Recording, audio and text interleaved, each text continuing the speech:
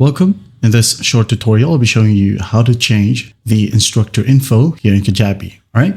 So first up, go log into your Kajabi account. And once you're in here on your dashboard, just go ahead over to the left panel, and at the bottom left, you have this settings option here. Just click on it. Wait for it to load. And once it loads, under site settings, click on site details.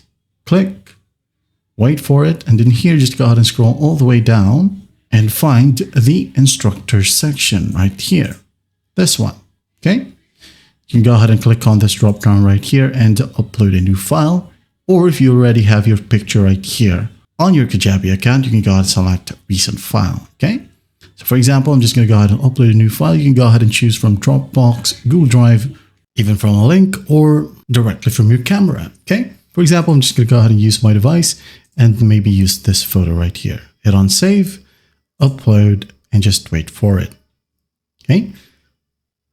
Wait, as you can see here, the instructor's profile image has been changed. You can now go ahead and add in a name or the instructor's name. Okay, for example, Ryan Christian right here. The title, maybe just instructor, and the instructor bio. Okay, maybe the best instructor alive. All right. Now, once that's done, just go ahead and scroll all the way down and hit on save.